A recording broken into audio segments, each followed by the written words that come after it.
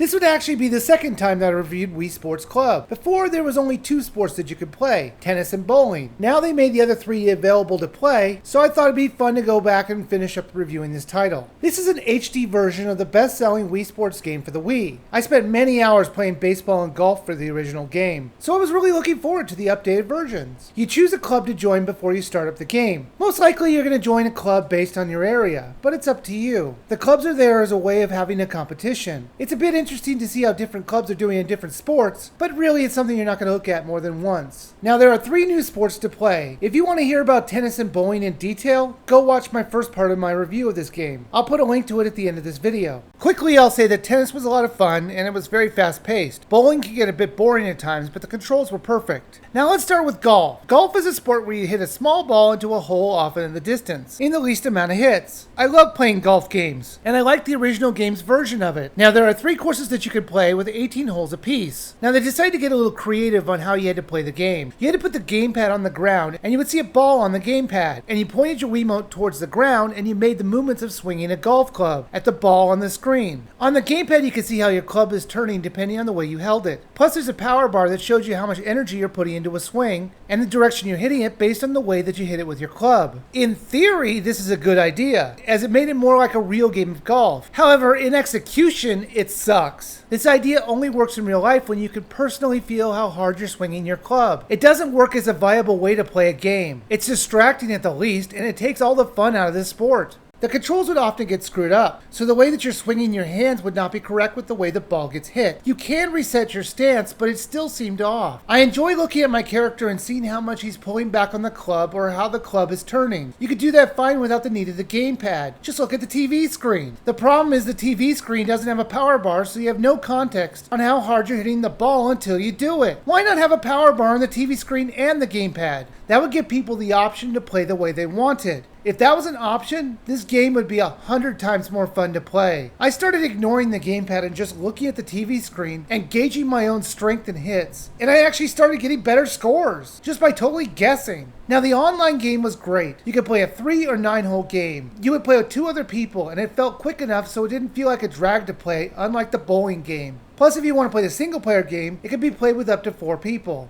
Then there is baseball. It's a sport where you have to get around 4 bases to score points. You do this by hitting a small ball with a wooden bat. Okay, it's way more complicated than that. But overall, that's the gist of it. Now, there are actually 2 different ways of playing this game, in offense and defense. And you're going to get to experience playing them both. But let's start with batting, which is the offense. The controls are as simple as swinging your Wiimote like you were holding a bat. It would know in theory where you're holding your bat and the position of where you wanted to swing. I say in theory because it got messed up a lot. It did a good job of knowing the little moves that I would make, like a twist of the wrist or swinging my bat around for fun. However, it never felt like I was swinging upward or downward. It always seemed to do a straight ahead swing, which seemed odd when you have this great motion tracking technology, but not accurate swings. So really this is all you're doing when you're playing offense. So why not put more options into the way that you're swinging? So we actually make it so we feel like we're playing the game. Now defense on the other hand was totally different from the original game. This time they have you doing everything on the gamepad, from lining up pitches to catching. It was fantastic. Let's start with pitching. You hold down the ZL and ZR buttons to get into a pitching stance. Then it brings up a box that shows you where the ball will be thrown. Unlike batting, this really feels like you have control of the ball. You can choose to do different kinds of pitches with the A, B, X, and Y buttons. Plus you hold down those buttons to decide how much power you're going to put into it, and you move your gamepad around to decide where the ball is going to be thrown. So it puts more strategy and excitement into pitching the ball than there was in the original game's push a button then make a throwing gesture. Even fielding the ball is improved. In the original game they would do all the fielding for you. In this one all the pop fly balls are the ones that you're going to decide whether it's going to get caught or not. When a ball gets popped up in the air, you're going to have to tilt your gamepad up to look for the ball. It's easy to find because there's a little arrow there to help you. You then move the circle icons into the circle icons of the ball, and if they match up fairly closely, you'll catch the ball. If not, you might miss it. Just like in the original game, the game bases how far you're going to get on the bases on how long the ball has been on the field without a fielder getting it. So the longer the ball stays in play, the more bases the batter gets.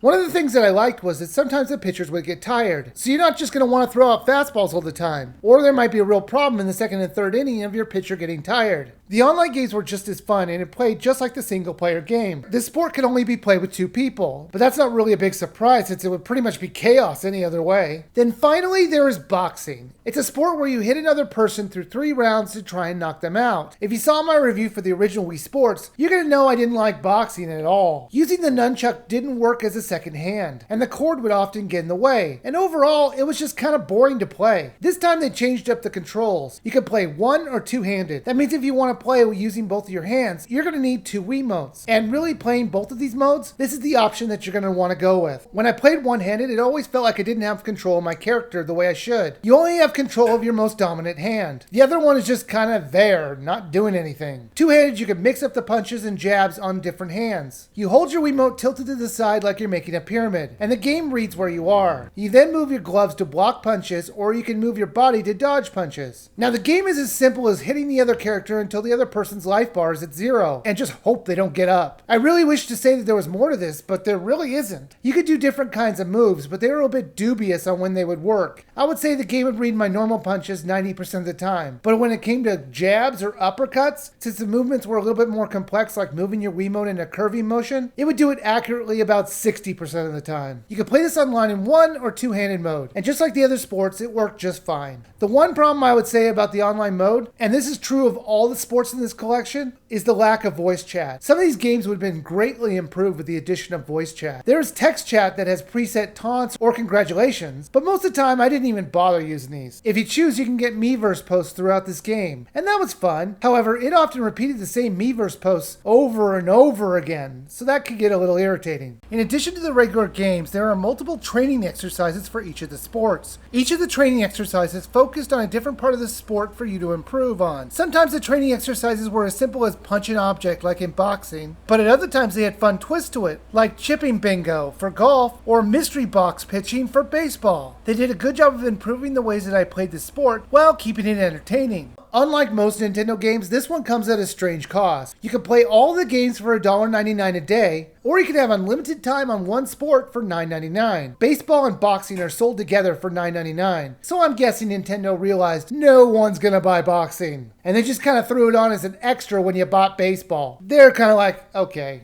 we know boxing sucks, let's just throw it in with baseball. So that would mean it's basically $40 to unlock them all. However, coming in at the end of the month is a retail disc version of all the games unlocked from the start, and that game is currently going for about $40. No difference on if you bought the digital version or the disc version, and that makes no sense. Why not make the disc version with everything unlocked a bit cheaper as to encourage us to buy it? Right now it's kind of just better to just pick and choose which games we want. Wii Sports Club is actually pretty fun. Sure, there are problems with the golf game, but I bet eventually I could get used to its odd controls. Playing the games on single player was fun, and the online games were even better. Sure, waiting for people in bowling was a little boring, and not having voice chat with the people that we're playing with was a bummer. Right now, you can play the game for 48 hours for free, and that includes all the sports during that time. But worst case scenario, it's $1.99 a day to try out the game. And I say go for it, and you should download it now.